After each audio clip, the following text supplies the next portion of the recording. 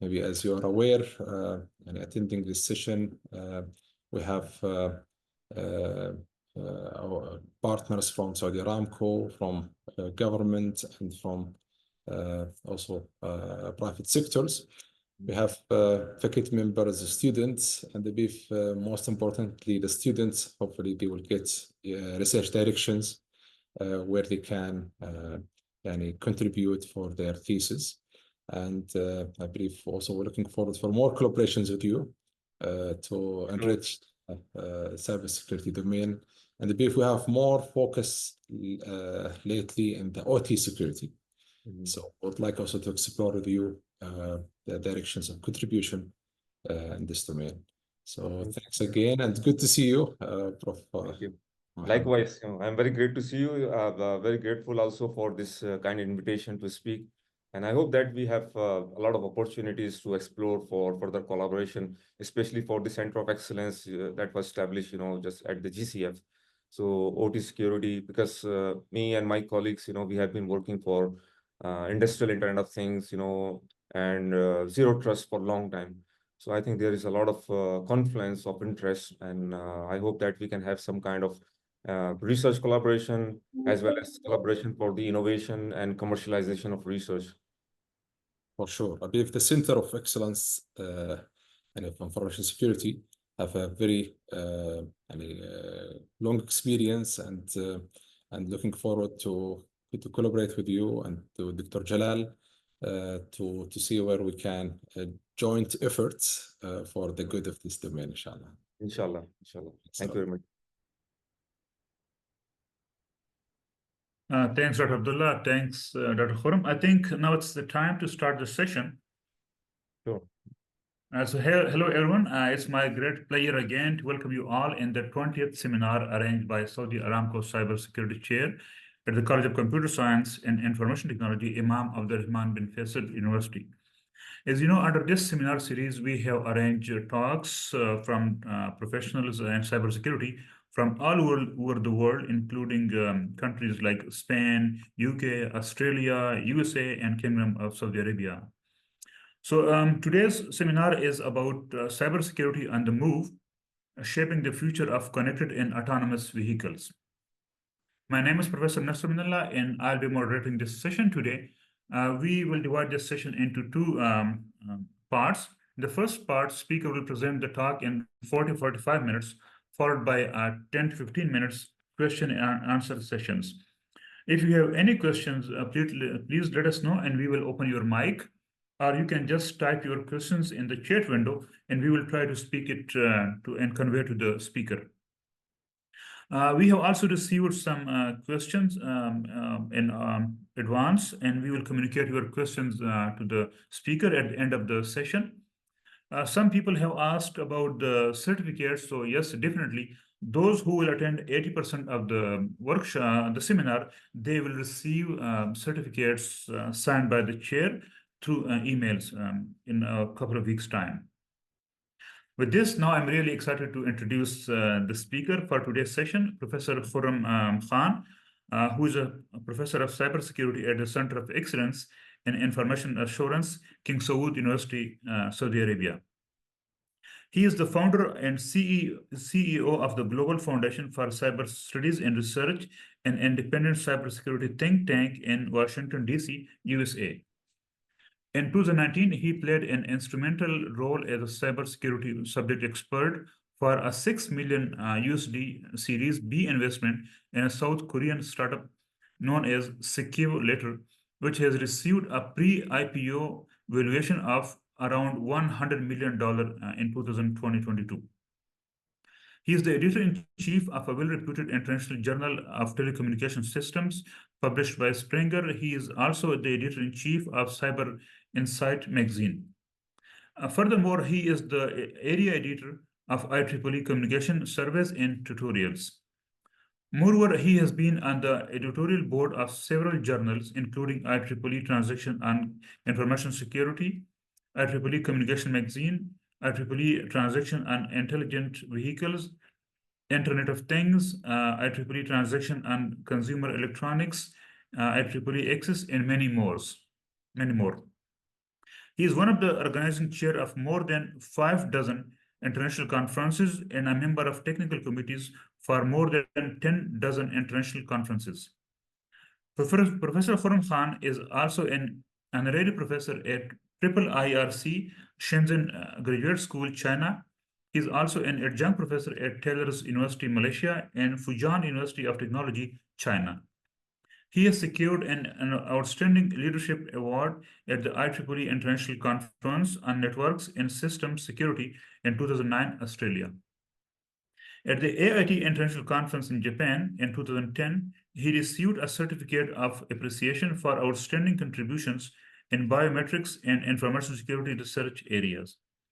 He has been awarded a gold medal for the Best Invention and Innovation Award at the 10th Malaysian Expo 2011 in Malaysia. In addition, he was awarded the Best Paper Award from the Journal of Networks and Computer Applications and IEEE System Journals. He was the recipient of King Saud University Award for Scientific Excellence in 2015. He was also the recipient of the King Saud University Award for Scientific Excellence in 2016 for various areas like innovation, invention, and technology licenses. He has published over 500 research papers and is an inventor of 10 US patents. He has also edited 9 books and conference proceedings. He has been very well known in cybersecurity area, and he has secured several international and competitive research grants with an amount of over $4 million in the domain of cybersecurity and related areas. He has also played a leading role in the developing the BS Cybersecurity degree program and the higher diploma in cybersecurity at King Saud University. His area of research include many areas such as cybersecurity, AI security, Internet of Things security, cloud computing security, digital authentication, multimedia security, cyber policy, and technical innovation management, just to name a few. His research has been cited over 31,500 times with an H index of 95. With this, now please join me in welcoming Professor Khurram Khan to take it from here, please. Thank you. Thank you very much, Dr. Nasser. Bismillah Rahman Rahim. Assalamu alaikum and good morning, ladies and gentlemen. Let me share the screen first and then we'll start. Okay. So I hope that you can see the screen. If somebody just confirms me, then I think it would be great. Yeah. So you can see the screen, right? Yes, loud and clear. All right. So first of all, I would like to express my profound gratitude to Saudi Aramco Chair, Cybersecurity Chair, for inviting me as a guest speaker this morning. Actually, this is my second time being invited by Imam Abdul Rahman bin Faisal University for a seminar. I remember it was first in 2019 when I visited your beautiful university to speak at the National Forum on Business Transformation, and I got a chance to meet many of you in person. I and Dr. Abdullah, are already known to each other for a very long time. I think it spans over a decade. And I'm happy to see the marvelous productivity and impact of the research which the college is doing and the cybersecurity chair is doing, led by him. So coming back to the topic of speech today, so I'm going to talk about cybersecurity on the move, shaping the cybersecurity for connected and autonomous vehicles. So before I start my presentation, just a very quick overview about the Center of Excellence in Information Assurance that was established in 2009 at King Saud University by the generous funding of the Ministry of Education here in Saudi Arabia. And our center's main role is to conduct research, provide consultations to private and public sector organizations here in Saudi Arabia and elsewhere. We organize training courses and sessions in cybersecurity to build national capacity and capability. We primarily focus on cybersecurity research, including IoT security, computer network security, digital authentication, information security governance, and risk management, as well as some of the emerging areas of cybersecurity, like automotive and vehicular cybersecurity. That's I'm going to discuss today. So please feel free to contact me if you are interested in our research programs and would like to establish collaboration with me and my center. So, as you know that we are living in a modern technological era in which every useful or daily use thing is becoming a computer.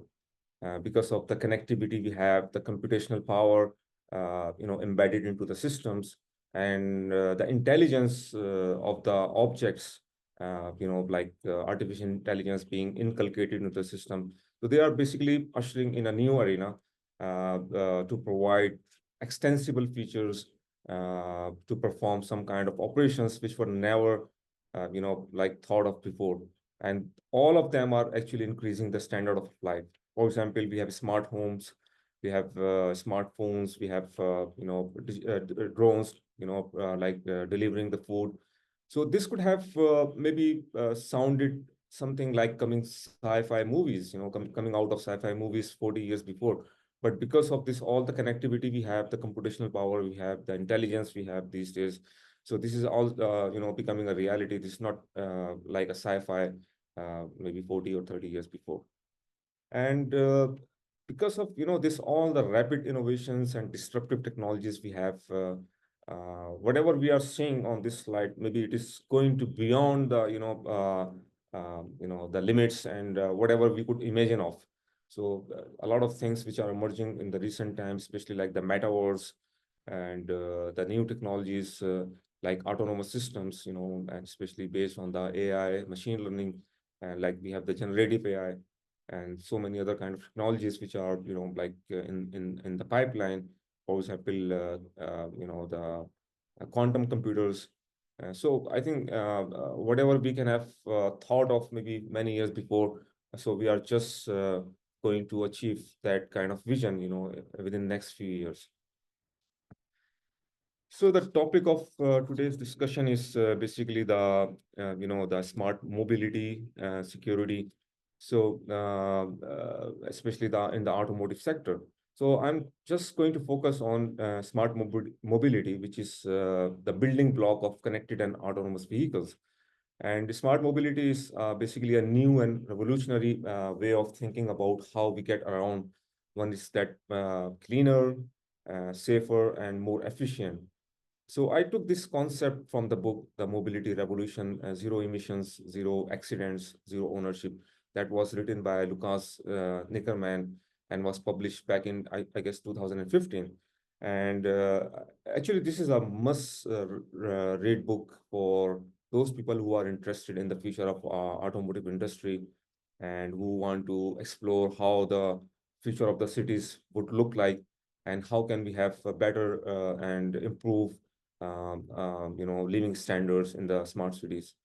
And this book has actually coined the term mobility revolution.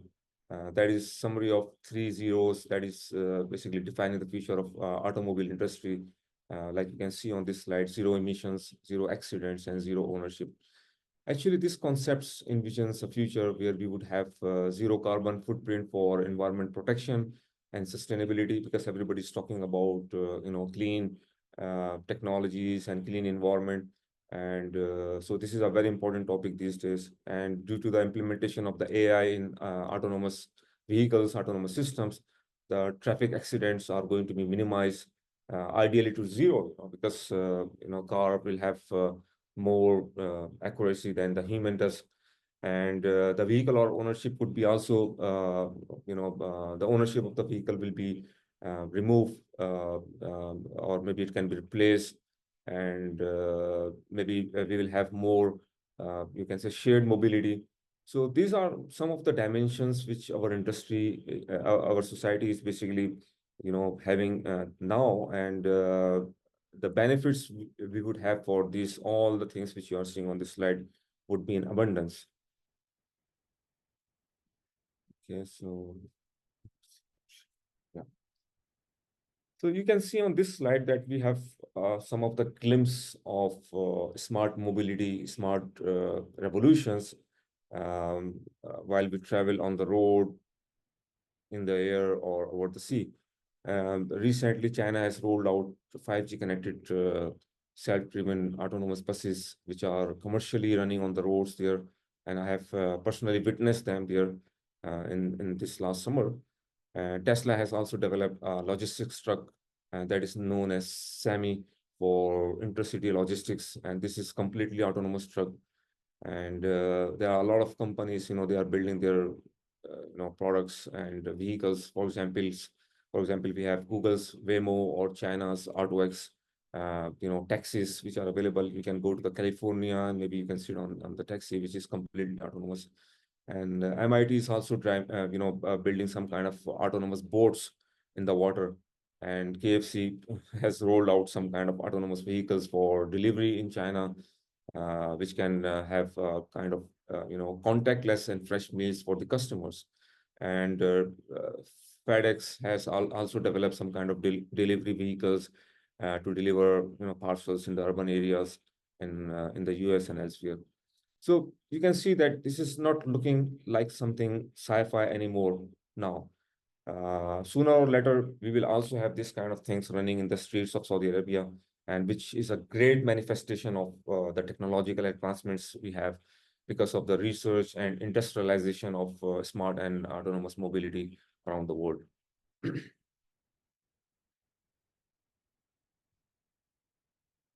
So in the previous slide, I just talked about the connected and autonomous vehicles we have seen in air, land, and sea.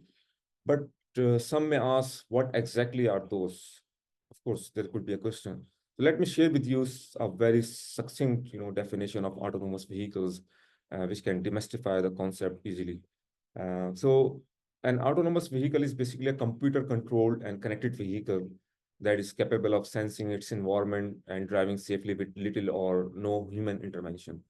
So it's basically, there is a computer which is autonomous, which has intelligence and which can drive us safely, maybe with the intervention of human, or may not be having the human driving it completely, which is the level 5 I'm going to discuss in the next slide.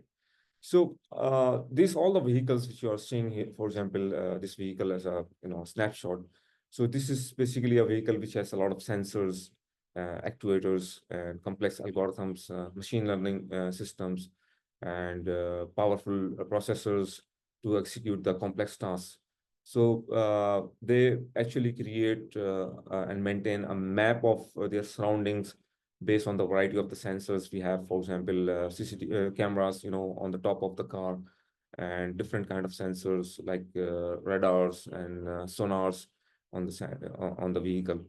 And all the sensors are taking different kind of images and processing those images and making decisions, so what to do or what not to do. For example, if there is a pedestrian crossing the road and the image has been taken by the car, if it sees a human is there, so it's going to stop. Or maybe if it sees the light, it's red, for the traffic, then it's going to stop there.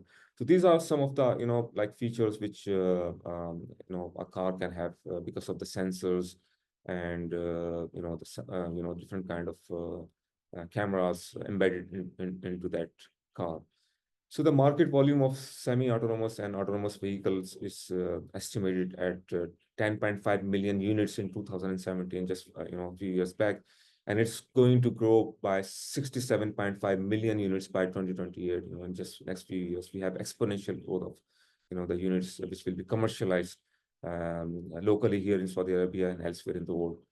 And the market size of the autonomous vehicles in 2019 was predicted to be at the volume of $54 billion. And by 2026, it's going to be $556 billion. So you can see the tremendous, an unprecedented increase in the market size of that, which is almost 10 times that was just 5 years before. And the trends which are, pertaining to the future directions of the autonomous vehicle domain, they emerge as for intelligent transportation systems, for the safety of the the vehicles, safety of the pedestrians and the drivers, and so on and so forth. I think you may be very familiar with this image which you are seeing on the top right. That was basically taken from a drama series that was telecasted in 1982 in the US. That is called Knight Rider. So we have actually witnessed 40 years back that there would be a car, and that would be driven, or maybe completely autonomous, to be driven by its algorithms. It can speak to the driver, the owner of the car. It can recognize the person, who is in the car. So that was basically a dream at that time, and it was just a sci-fi 40 years back. But now, when the technology have evolved, over the years, and we have computational power embedded into the systems, we have artificial intelligence, and we have sensors. So this is actually becoming a reality now. So this is not anymore sci-fi. Okay. So the domain of autonomous vehicle industry is basically serving as a ground for the contributions for the emerging technologies. For example, we have artificial intelligence, blockchain, IoT software, and mobile applications, cloud computing, fog and edge computing, also 5G and 6G, which is soon to be rolled out, as you can see on the left side of this slide. On the other hand, the amount of data which self-driven cars will be, generating would be massive. It would be really massive. You can see here on the slide that one car would be generating data of 4 terabytes every day. I'm not talking about maybe a month or a week. I'm talking about one day, in 24 hours, our car would be generating 4 terabytes of data. This is a vision which was envisaged many years before. And on the other hand, the autonomous vehicles will have millions of lines of code to make the cars moving on the streets. So can you guess that how many lines of code would be there, for building a car? So that is going to be 200 millions, at least 200 million, lines of code to build a high-end, car to the market. So it is just the beginning. We're talking about the beginning of this thing. So I don't know how it would move forward when we just achieve the level 5 completely autonomous vehicles in the world. So you can see that the lines of code actually surpasses the amount of the lines of code which we are, implementing in commercial aircrafts, and even the Facebook, which has 100 million line of code, and for a vehicle to have 200 lines of code, 200 million, lines of code is just a beginning, So it's not like this. We are saying that it will be the maximum level. And because of the, the connectivity we have the autonomy and electrification, more and more lines of code will be added to, build a car.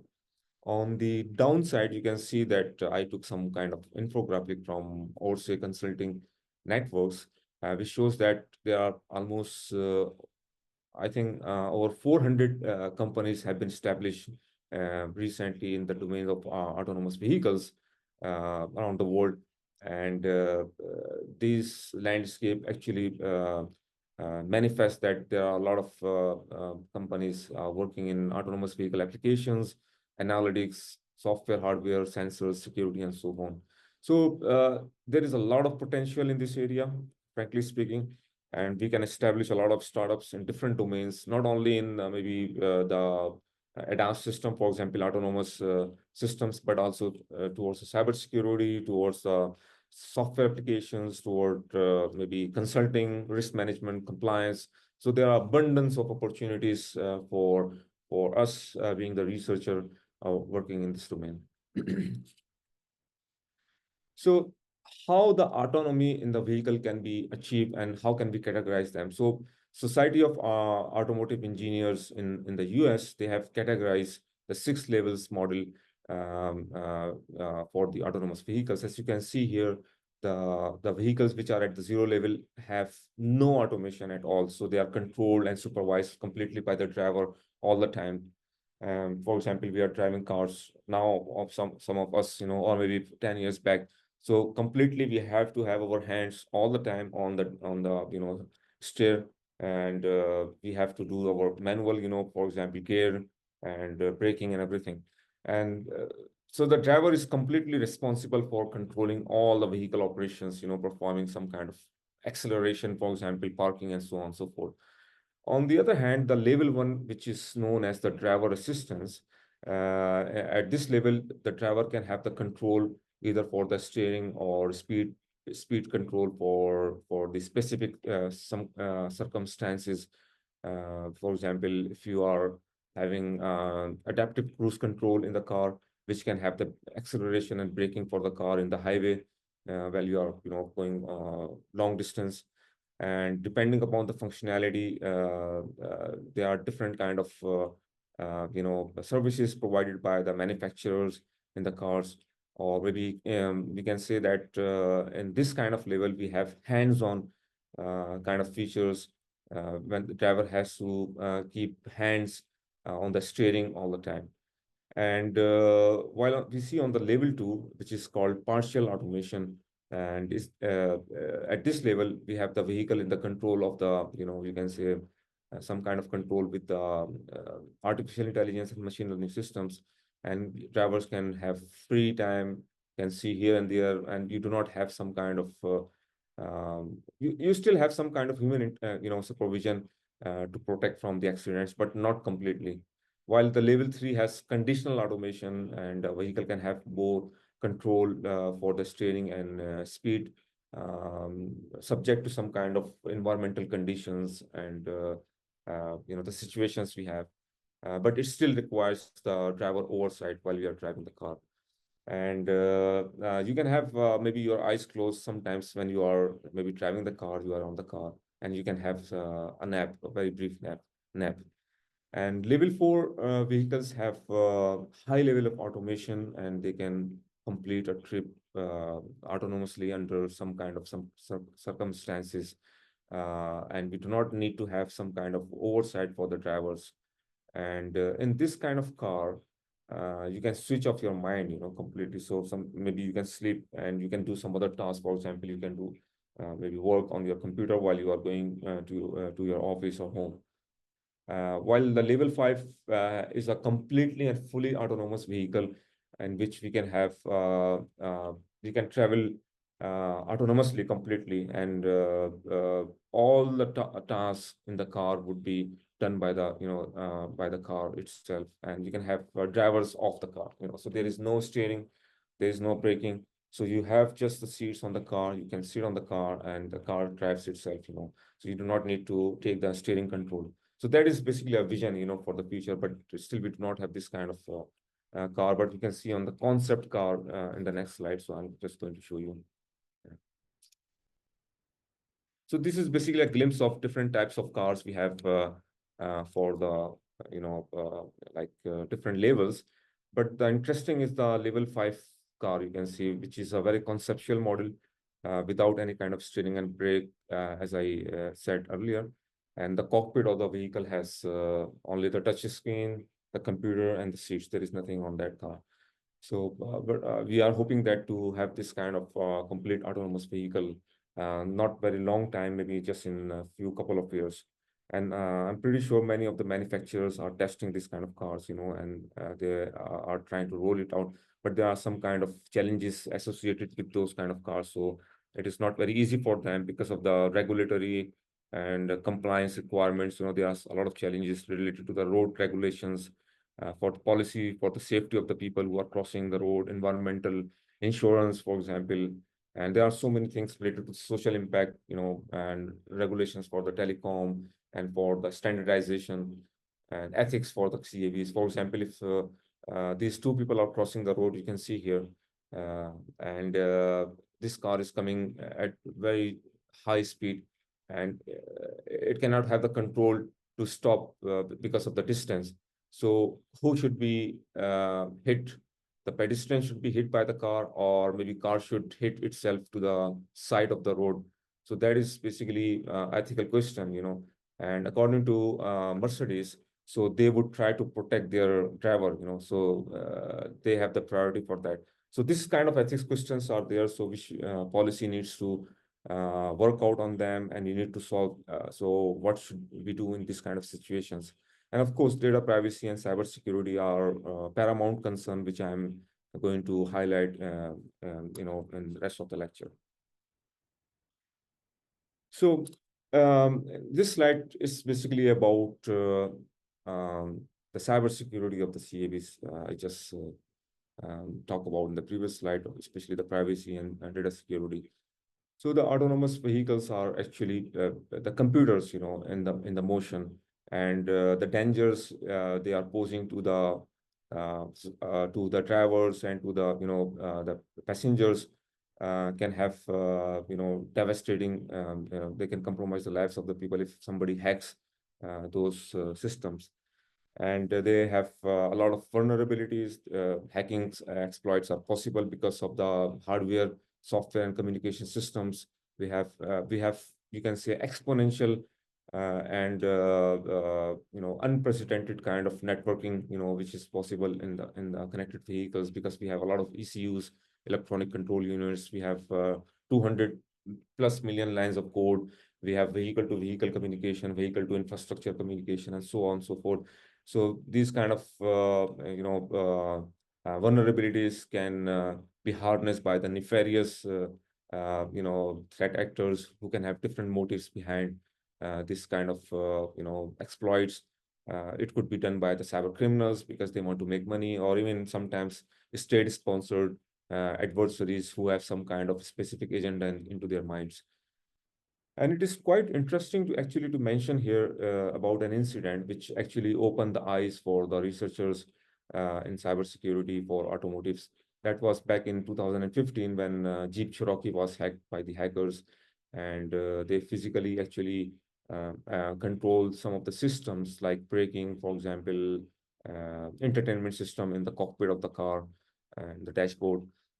So it forced actually the company to recall more than 11 million cars, you know, running in the streets. So that was a very big incident, you know.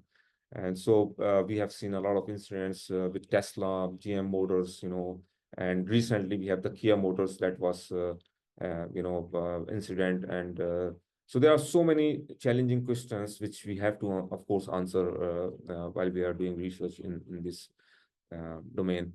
And of course, on the other hand, when we talk about the, you know, the challenges, so there is also a lucrative cybersecurity market which has a lot of potential, you know, in terms of billions of US dollars. And of course, when we talk about the potential for the market, it means that we have the potential for new innovations. We have a potential for products and services, especially for the budding entrepreneurs who want to establish their startups and companies in this domain.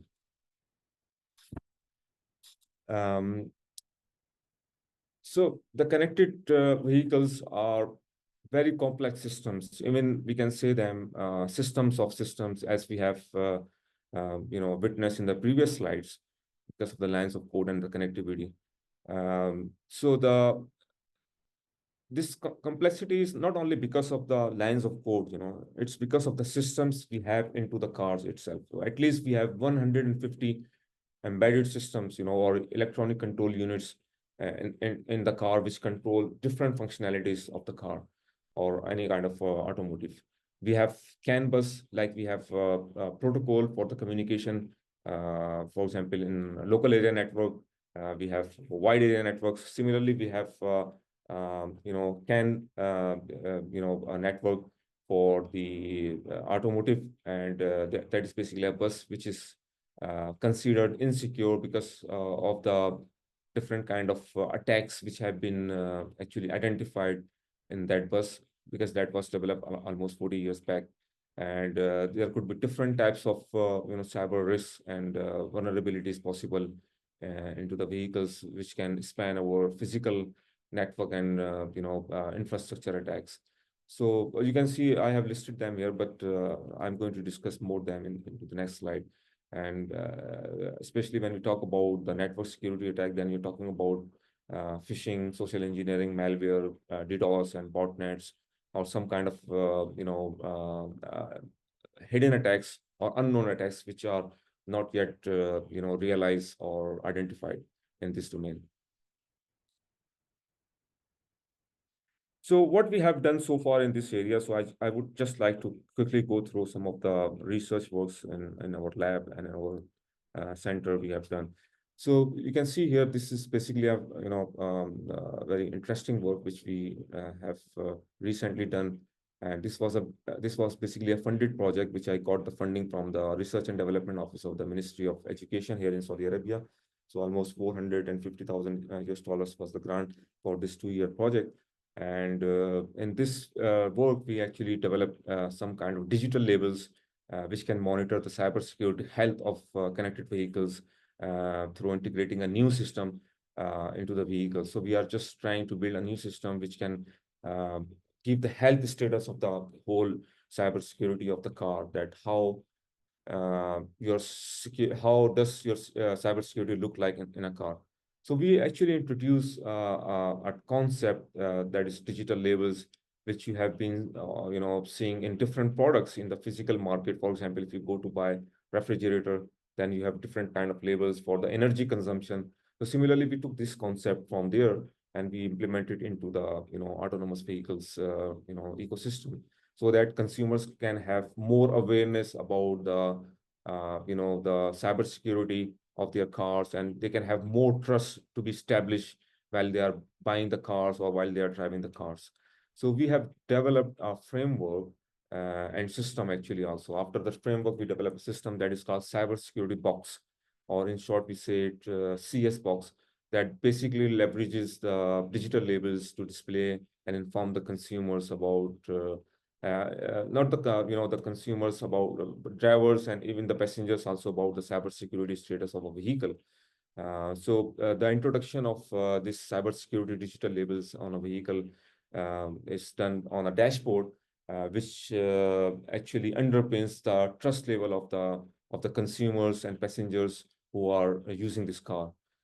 So the system actually leverages the digital labels which provide about the status of the cybersecurity. For example, the latest cybersecurity updates which are possible on the car, the firmware updates, and the patches for over-the-air updates, which are actually pushed by the manufacturers or different vendors for their products which are running on the streets. And as you can see on the down right diagram here, that the vehicle could have several electronic control units. Like I say that there are different kind of 150 to 200 units that could be integrated into in a car through auto parts. For example, a braking control unit can have to control the brakes, and we can have a microcontroller to power the steering, or to control different kind of operations on the car. And on the right side, you can see the diagram for the CS box architecture, which has 3 different modules. One is the data aggregator module, second is the data analyzer, and the central processing unit on the car. So this data aggregator is basically responsible for aggregation of all the information which is coming from different parts of the ECUs or the CAN bus.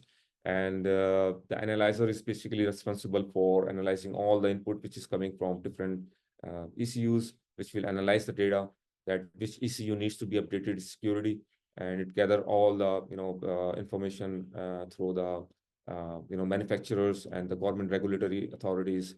And the main purpose is to inform the consumers that there are some kind of new updates available which they need to update for their firmware, hardware, and software. And especially in the case of some kind of critical situations, like if you are not updating your software or firmware, then your car should not be driven on the streets. It's same as like you get kind of updates from your mobile manufacturer company, for example, Apple or Google or from Samsung. So they want to update your software or some kind of applications. And if you do not update your software or operating system, then you cannot be able to have full access to your settings in the mobile phone. So this is the same concept we have applied here in the cars.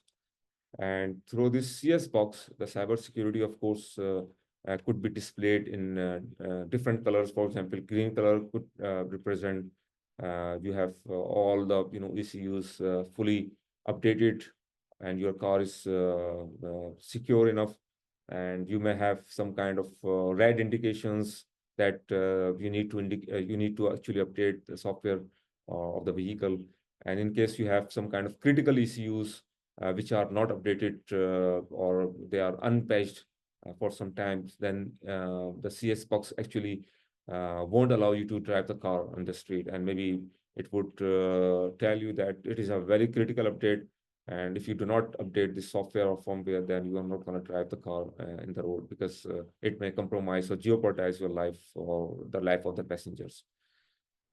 And yeah, so this is basically the the schematic diagram, circuit board of and the PCB board of the system which we have developed. And this is basically a very small integrated circuit which can be implemented into the car, and which will be connected through all the ECUs through the CAN bus, and can monitor the progress of all the ECUs, especially when you talk about the software updates. And this work has been patented in the US Patent Office just 2 years back in 2022. And we have also have a Saudi patent application for this work. And if you are having interest in this work, so please go to this patent, and you can get more details about this, the more technical details about this patent. And the scientific outcomes of this project has been very encouraging. You can see a lot of publications in IEEE transactions and magazines, even international conferences have been published so far. And a lot of media news outlets have also covered this news, especially like Arab News, Saudi Al-Yawm, and many other news papers, that this is a very breakthrough kind of invention for the electric vehicles, especially for the connected and autonomous vehicles coming out to the streets. And the second work is related to the motor vehicle cyber inspection. This is basically a concept we actually took from MVPI, like motor vehicle periodic inspection. When you go for I don't know how to say in Arabic, I just forgot the name in Arabic. When every year you have to go to check your vehicle, and it has a fitness certificate. So similarly, we gave a new concept that is related to the cybersecurity fitness of the cars. So that is called motor vehicle cyber inspection, MVCI, rather than MVPI. So in this work, we have a system which will have some kind of inspection through the smart EV charging stations. When you go for the charging station, you plug in your car, then this system would actually scan the cybersecurity of your car. It would detect and report any kind of cybersecurity vulnerabilities in your car, and it would maybe see if there is any kind of threat in the ECUs or some kind of malware or backdoors into your car. And at the end, it's going to report and can tell the driver or the owner of the car that there are some kind of patching available, there are some kind of vulnerabilities available, and you need to contact the EV cybersecurity maybe manufacturer, or maybe need to update your vehicle, or maybe you need to scan or remove this malware from your vehicle. So while you go to charge your car, you have usually 10 to 20 minutes, during the charging time. So this scanning can be performed during that time, and you can have a report at the end on your dashboard. So this work also has been patented in the US Patent Office. Just we got the patent in January 2024, yeah. And this patent is also available online. So if you have interest in this work, so please browse into that patent. And fortunately, we got Innovation Award also in just a few months back in Geneva for this invention. And we are now trying to commercialize this technology. We are in the negotiation phase with some vendors and some OEM manufacturers or suppliers, tier 1 suppliers, that how can we commercialize this technology. And this is one of the very interesting works which actually was done in collaboration with some Chinese counterparts, because I had the funding from National Science Foundation of China, and we got a funding for developing some kind of authentication in the autonomous railway systems. While we are talking about the autonomous cars, but China is building autonomous railway systems, which is like high-speed railway. I'm not talking about the subway system, because subway is already, autonomous to some extent. But we are talking about a train which is driving at the speed of 1,000 kilometers per hour with no human intervention. So that is a very mission critical system. So how to preserve the authentication of that system, and the Chinese train system is very complex. They have almost 140,000 kilometer length of the track in the whole country, and very sophisticated and very high speed. They have train systems and railway systems there. So as you can see in the figure that on the top left side, the train track system is very complicated, sophisticated in terms of a lot of sensors. It has a lot of actuators, signals, turnouts, which changes the way for the train, and the crossings also on the road, and so on and so forth. And in this kind of situation, actually, it is quite challenging problem for research to develop a very, very lightweight and very, you can say, seamless kind of authentication in the autonomous railway system, and especially when you have connected with the cloud, with the fog computing, and so on and so forth. And if you see the second figure on the left side down here, so the railway information and communication ecosystem is also very complicated, as it has several levels of infrastructure. For example, it has IoT networks, it has some kind of sensors, actuators, which are pulling and pushing the data, and the data which is being processed and analyzed in the central railway cloud computing center to make meaningful information for the railway applications, for the customers, clients, for the travelers, for the safety people, around in the ecosystem. And you can see that security is integral part of all the levels, because it is very important for the confidentiality, integrity, and availability of all the systems. And it is imperative, especially also when we have to build a resilient and a trustworthy system. And so, yeah, this paper was actually, this work was actually, inculcated into different kind of publications also. And we have published papers, and we have transferred the technology to the Chinese railway ministry. And I hope that at some stage of time, they would like to develop this technology while they have this kind of completely autonomous systems, railway systems, I mean. And there are a lot of more contributions we have done in this domain in automotive and vehicular cybersecurity. We have published a lot of papers in IEEE transactions and magazines and journals like IEEE transaction information forensics and security, which is the topmost transaction in information security. IEEE transactions on vehicular technology, intelligent transportation systems, IEEE communications magazine, vehicular communications networks, IEEE consumer electronics magazine, and so on and so forth. And and we also got recently a best paper award for our research which we did for the authentication protocol that was developed for the vehicular cloud computing from the Vehicular Communications Journal that is published by Elsevier. This is a Q1 journal, and that work actually underpins that the team we have is really doing good work for cybersecurity of the autonomous vehicles. So this is about the challenges and future directions, because I'm just trying to close this session. I was given 45 minutes to 50 minutes to speak, but I think I might take 5 minutes more. So you can see here there are different types of challenges we have for the whole ecosystem of cybersecurity for the autonomous vehicles, especially in terms of software and hardware. But I would like to just discuss some of the hot cybersecurity challenges from my perspective and some of the future directions which could have in this domain. So there could be multitude of challenges inherent in the CAV ecosystem, like I discussed earlier. So the first and foremost, I think, is the adversarial signal and communication jamming.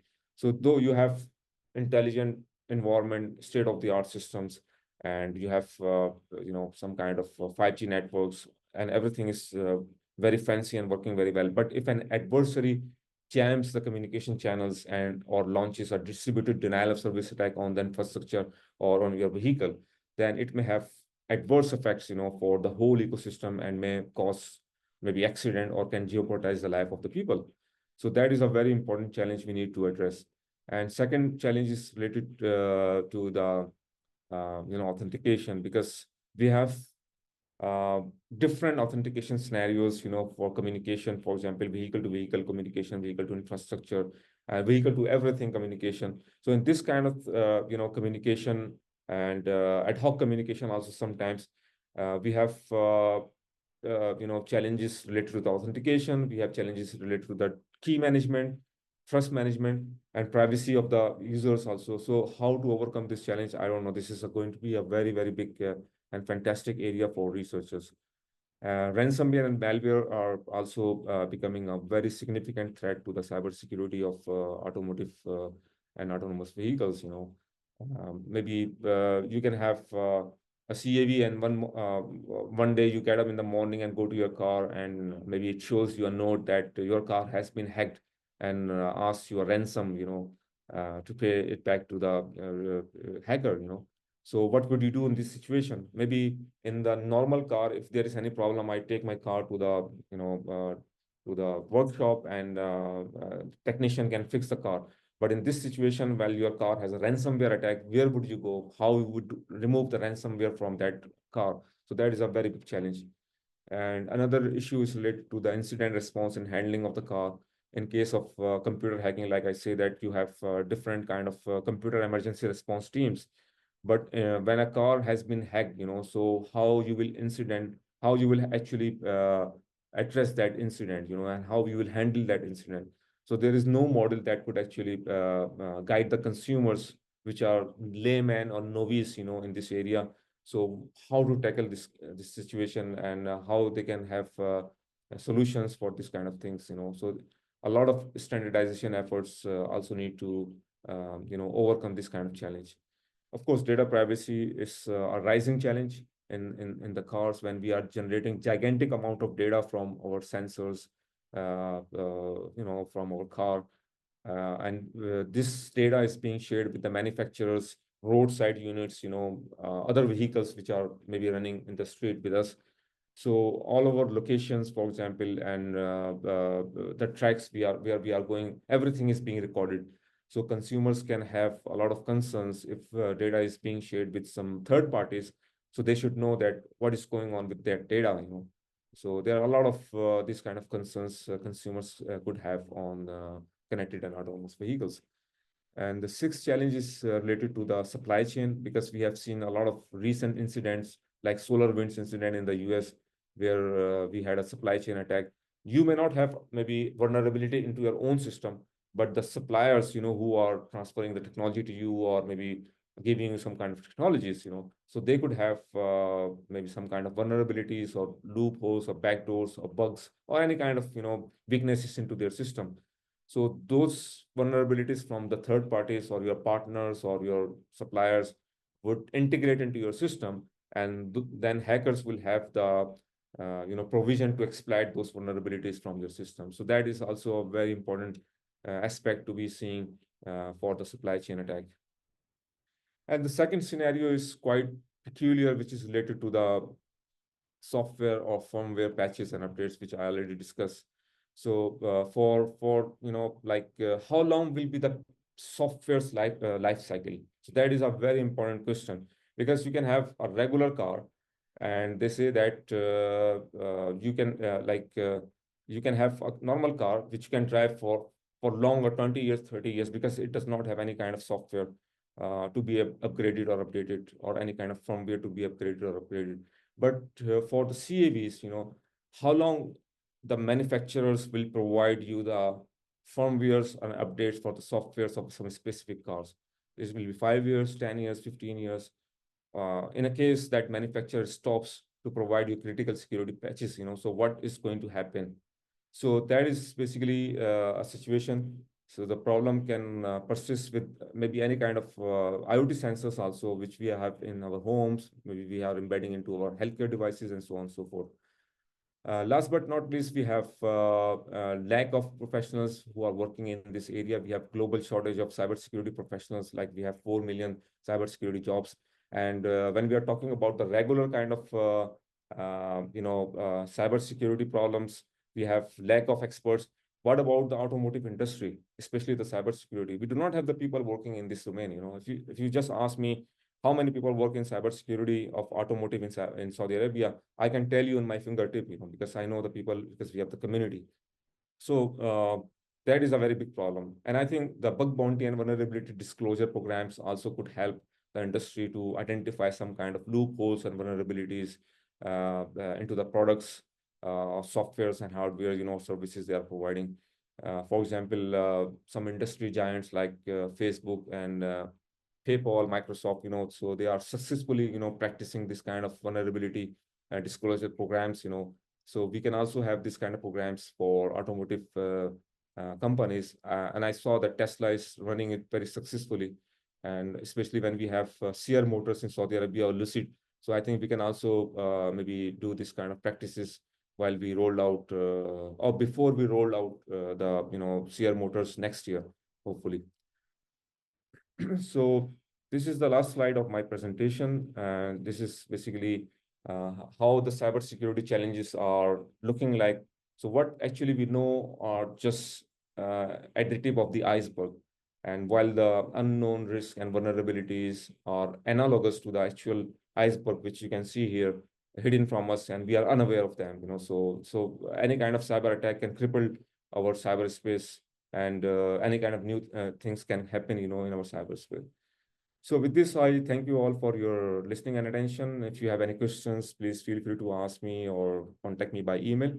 And I appreciate your attendance, and I hope that you have learned something from here in this lecture. Thank you very much, and back to you, Dr. Nasser. Thank you, Professor Khurram, for a very interesting and detailed presentation. We have received a few questions from the audience, but we will go through, because of the time, maybe 3 questions that we think are of interest to the seminar participants. So the first question is about how do connected and autonomous vehicle handle real-time cybersecurity threats while on the road? Yeah, it's a great question, Dr. Nasser, because when we talk about the vehicle, they are not like the stationary computers in our homes or in our offices. And to handle this kind of threats through, of course, in this kind of vehicles, we need to adopt a multi-layered kind of approach, which can combine different types of technologies or mechanisms like encryption, intrusion detection system, intrusion prevention systems, threat intelligence, machine learning-based behavior analytics into the vehicles. Even the sandboxing is also possible. And we have different types of zero trust principles, especially when we are talking about ad hoc kind of communication with the vehicle-to-vehicle communication, vehicle-to-infrastructure communication, vehicle-to-grid communication, and so on and so forth. So these all the mechanisms would ensure that the vehicle remains secure while maintaining the real-time cybersecurity of functionality of its all the parts in the vehicle. In addition, we have some kind of continuous firmware updates, software updates, over-the-air updates, which should be actually to mitigate and respond to the threats which are emerging every day into this ecosystem, so that we can have surety about the vehicle safety and its data integrity. In addition, we could have designed some kind of fail-safe mechanisms to handle the real-time threats. For example, in the event of a cyber threat or a system failure in the vehicle can have changed into a fail-safe mode, where it can restrict some kind of non-essential functionalities of the car and can ensure the safe operations of the car.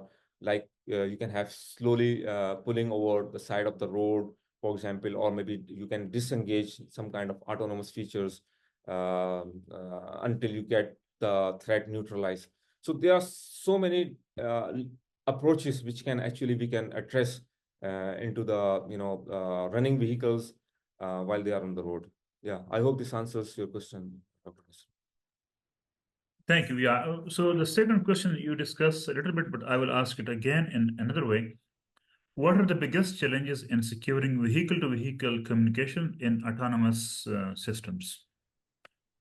Yeah, thank you. Yeah, so as I discussed, as you say also, that vehicle-to-vehicle communication in autonomous vehicles requires a very complex technical, operational, and regulatory, kind of solutions, because it is not one size fit all solution for the vehicle. So we have so many technical solutions, like I have discussed here. We have operational kind of technologies also, and we have regulatory and standardization challenges, which usually are ignored from us being that the researchers and scientists. So to ensure the real-time, secure and scalable communication is very, very critical to the safety of the vehicle, while we also have to preserve the privacy of the the data and the users in the car. We have to preserve the trust of the users on the car and trust of the car on other infrastructure around the car, and the authentication which is going to fail, because authentication will be in abundance while we have the the too much connectivity, hyper connectivity of the vehicle with other vehicles infrastructure and so on and so forth. So we need to have some kind of resilience in the car to address this kind of challenges. And overcoming these challenges, of course, will require a lot of advancements in terms of cryptographic protocols, very lightweight protocols, which can be embedded into those small systems, tiny systems. We have trust management frameworks to be established. And of course, we need, like I said earlier, the development of global security standards for the connected and autonomous vehicles. And we are at the you can say, outset of this kind of standardization efforts. We need more efforts. We need more contributions from the industry, from the researchers, scientists, from the academicians, to build a very resilient kind of ecosystem so that our cars remain safe and secure and resilient on the roads. I hope it answers your question, Dr. Nisa. Yeah, thank you very much. Perfect. The last question is about how is the cybersecurity framework for autonomous vehicle evolving with the increasing use of AI and machine learning in the vehicle systems? Yeah, great question. I think it is very pertinent and important question while we are in the era of AI, and we say that AI is eating the world. So this is a very nice, sentence. We say before it was software is eating the world 10, 15, 20 years before, but now we can say AI is eating the world. So as I have discussed a lot about the cybersecurity for the autonomous vehicles in this lecture, and it is evolving rapidly, with the integration of artificial intelligence and machine learning, not only for the functionalities of the car, also for the AI-driven threat detection, for example, adaptive cybersecurity measures.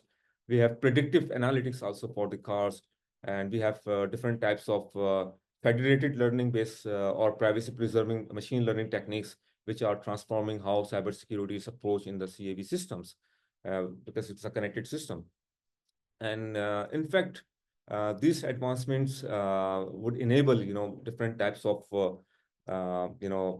solutions which will improve the resilience against some kind of adversarial attacks and threats and vulnerabilities, and which would, of course, enhance the security, you can say, overall security of the whole vehicular environment, not only the vehicle, but I'm talking about the whole ecosystem, where vehicle to vehicle and vehicle to X communication, you can say. So AI is becoming, of course, central to the vehicle security, I would say, and there is a growing need for the robust kind of governance for cybersecurity, and we need ethical practices for the AI, because it is a subject which is usually ignored. We have regulatory oversight to ensure that our systems remain safe, reliable, and transparent. And like I say, unfortunately, we have very limited work in these domains, especially when we talk about ethical AI, responsible use of AI in the systems. So there is very lack technical and policy questions which need to be addressed. So I hope that the people who are working in this domain will address all the challenges, and will have more research and insights from the researchers, so that we have more resilient ecosystem for the automotive industry. Yeah, so I hope this answers your question. Yeah, thanks, Professor Khurram. We have received some students are leaving. They have classes. They have exams actually. With this, I think the time is up. And now I will request Dr. Abdul Al-Muhaddib, the Vice President for Academic Affairs and Supervisor for Saudi Aramco Chair, to kindly thank the audience and the speaker, please. Thanks, Prof. Nasser. On behalf of the Saudi Aramco Cybersecurity Chair and Imam at Rahman Faisal University, I'd like to thank you, Prof. Muhammad Khan, for the very interesting talk about visioning the future. It was very interesting to see how the future will look like, especially in level 5, where the car can drive itself. And I believe highlighting such important topics aligned with the Vision 2030. We're having the smart cities, the NEOM city, and also the investment of the kingdom in low-seed and other smart cities, smart cars.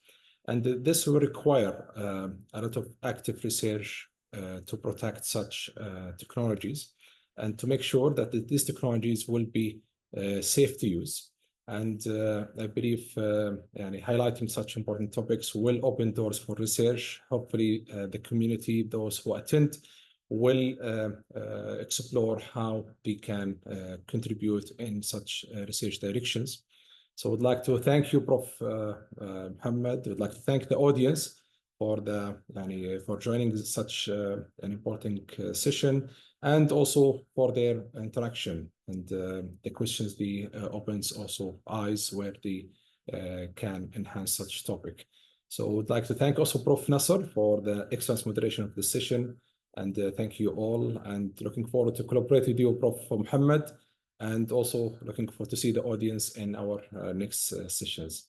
Thank you all, and have a good day. Thank you very much, Dr. Abdullah, and thank you very much, Dr. Nasser, for collaboration. Thank you.